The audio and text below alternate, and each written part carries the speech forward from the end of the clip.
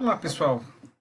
Continuando então o nosso assunto MASP, agora nós vamos entrar na metodologia propriamente dita, identificando alguns pressupostos básicos do seu funcionamento e principalmente as suas etapas e as ferramentas associadas, que podem ser utilizadas em cada uma delas, visando gerar mais informação e mais conhecimento acerca do processo e do problema que se está analisando. Iniciando com uma pequena explanação acerca do que seja o MASP, embora seja já uma sigla muito conhecida, né? MASP é Metodologia de Análise e Solução de Problemas. Como o próprio nome indica, é um método voltado para facilitar a solução de problemas em um processo. Eu até procurei colocar aqui problemas de uma forma destacada, né? No sentido de que problema dentro do MASP não deve ser visto apenas como uma falha, como uma queda de desempenho, como um desvio em relação a um padrão habitualmente alcançado. Isso também é um problema, mas não só isso. Um problema pode ser visto também como uma incapacidade, como uma impossibilidade de alcançar um resultado melhor, um nível mais alto de desempenho. Então, em muitos casos, o que acontece? Nós temos uma meta nova que foi traçada, que foi estabelecida, nós temos um resultado mais audacioso que deve ser alcançado, e quando isso é colocado, mesmo que não tenha havido nenhuma alteração do processo, nós temos um problema, que seria a nossa dificuldade nessa situação, nesse contexto, de conseguir chegar nesse resultado. Então, nós vamos trabalhar no MASP problema visto dentro dessas duas abordagens. O MASP é uma ferramenta que busca gerar informação. A racionalidade, a objetividade colocada aqui diz respeito à sua condição de gerar informação. Então, como a gente vai ver um pouquinho mais na frente, são várias etapas sucessivas que geram informações umas para as outras, e sempre utilizando um conjunto de ferramentas de acordo com a necessidade do contexto para facilitar essa análise e esse entendimento.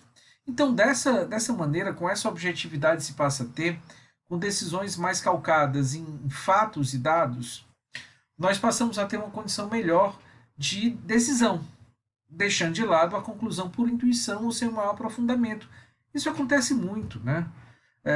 Quantos gestores, quando colocados à frente de um problema, buscam logo uma solução mais fácil, uma solução pelas quais eles com as quais eles já trabalharam, um referencial passado que pode muito bem não se aplicar para o contexto atual.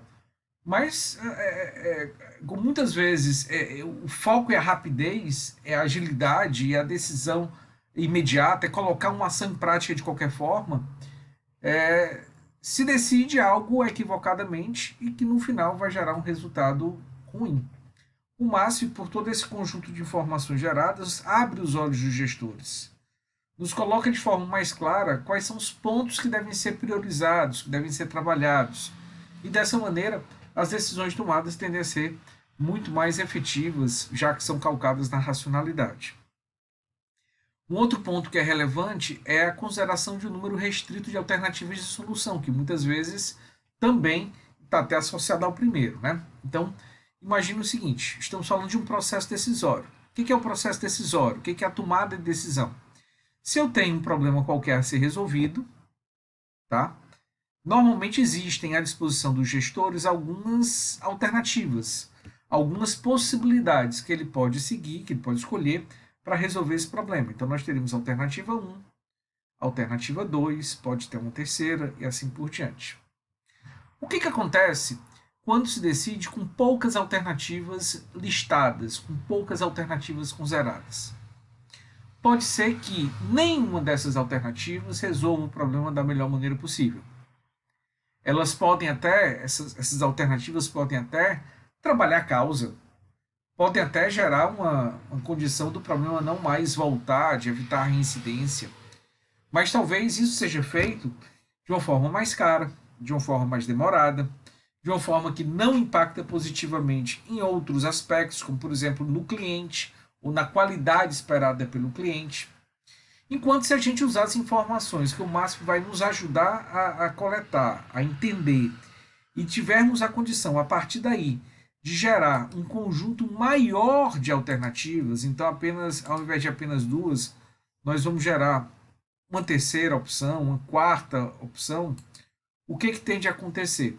Se eu tenho agora na minha disposição um conjunto maior de possibilidades, possibilidades essas elaboradas com base em informações pertinentes acerca do processo, a chance é que nesse conjunto maior de possibilidades eu tenha pelo menos uma delas que resolve o problema da melhor maneira possível. Então isso acaba gerando ganhos para a empresa. Situações em que a gente tem poucas opções, talvez, possivelmente, essas poucas opções não refletem a melhor possibilidade que poderia estar em nossas mãos. E, finalmente, o MASP nos ajuda a evitar o isolamento do gestor com o problema, que também é algo muito comum. O gestor toma para si a responsabilidade da decisão. Isso, por um lado, é positivo, já que ele de fato vai ser cobrado por isso, mas dificilmente, por mais que ela seja, vai ter hoje condições de resolver problemas complexos em uma empresa sozinho. E o MASP é aplicado para isso, para problemas complexos. Se for um problema simples, não precisa do MASP. Então, o que é mais recomendado? Que outras pessoas com outros conhecimentos sejam envolvidas e participem em momentos específicos, agregando ao processo o seu conhecimento, a sua visão, a sua experiência, para que dessa forma a gente tenha uma condição melhor de chegar a uma solução que seja a mais efetiva possível. Tá? Nós vamos ver, inclusive, que uma das ferramentas mais usadas pelo MASP, uma das ferramentas mais usuais é o brainstorming, que é uma ferramenta de participação. É uma ferramenta em que se busca trabalhar em conjunto para, por meio desse conhecimento aglutinado, chegar à solução de um problema. Ok? Bom, e olhando então para a metodologia, para os elementos envolvidos na metodologia de solução de problemas, nós teremos basicamente esses três fatores envolvidos: problema, causa e solução. Dentro de uma abordagem mais tradicional, se trabalhava focado no problema, no efeito gerado, no efeito que se manifesta, tentando, a partir do entendimento desse efeito, chegar em uma solução, que busca basicamente remover esse efeito. A grande questão é que soluções como essas não são definitivas. O grande problema é que soluções como essas não têm a capacidade de fazer com que o problema seja definitivamente eliminado, para que esse efeito não volte a acontecer. Por quê? Porque a causa não foi trabalhada. No contexto do MASP, e recomendado pela qualidade total, o problema é apenas uma luz que acende, tá? Uma sirene que começa a tocar.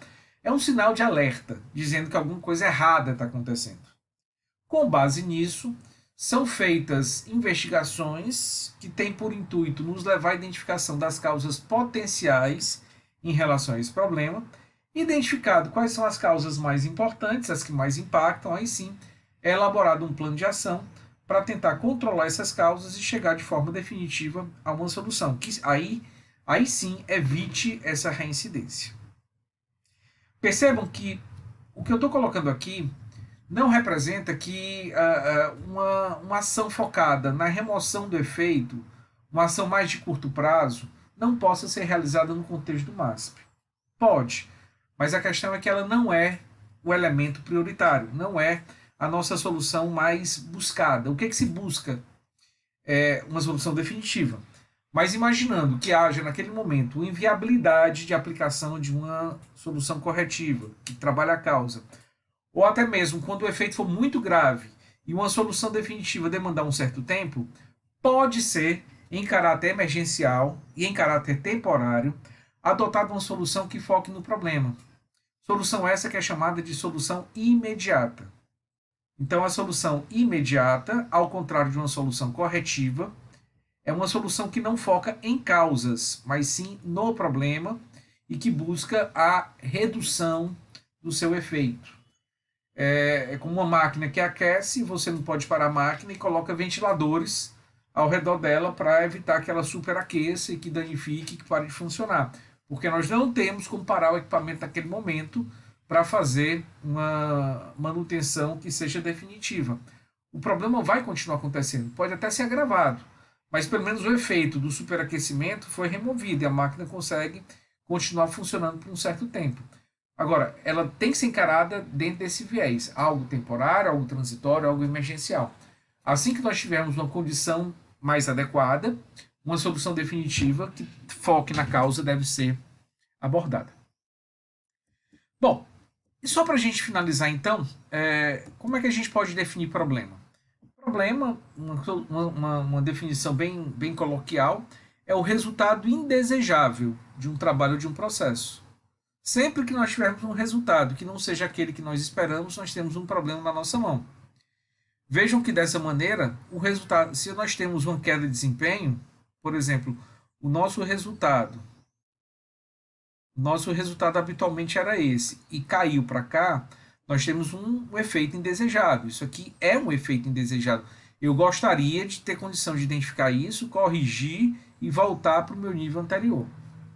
Assim como, se eu tenho uma situação como essa, em que eu sempre trabalhei nesse nível, mas a partir desse momento foi estabelecida uma nova meta, a nova meta da empresa passa a ser essa, não mais a meta anterior que estava definida, eu aqui também passo a ter um problema, porque nesse momento, nesse contexto, eu ainda não tenho condições de chegar nesse resultado.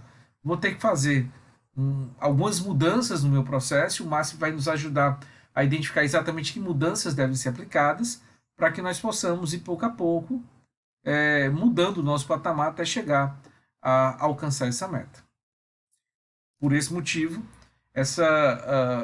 o MASP trabalha com o conceito de problema que pode ter uma conotação negativa ou positiva, mas sempre tentando remover esse efeito indesejado. E causa são aqueles motivos, são aquelas condições que nos levam a ter um problema em mãos. E como nós já conversamos, a única maneira de eliminar de forma definitiva esse problema é trabalhando, controlando essas causas. Apesar de serem conceitos muito simples, né, conceito de problema e causa muito intuitivos, muito corriqueiros, fazem parte do nosso dia a dia, em uma situação prática, a identificação dos dois não é tão simples. Para facilitar, é importante a gente ter em mente o seguinte: problema está sempre vinculado ao resultado de um processo, enquanto causa está ligado a condições ou a fatores desse processo. Então, o problema pode ser a queda da produtividade, uma causa pode ser um material, uma matéria-prima fora do padrão que é mais difícil de ser trabalhada. Tá? Um resultado e uma condição. Um outro aspecto importante é que, como o problema está sempre vinculado a um resultado, nós podemos caracterizá-lo por meio de indicadores chamados itens de controle. Já vimos o que são isso. E como as causas estão vinculadas às condições, a sua caracterização seria por meio de indicadores chamados de itens de verificação. Outro ponto importante é a questão da abrangência do processo analisado.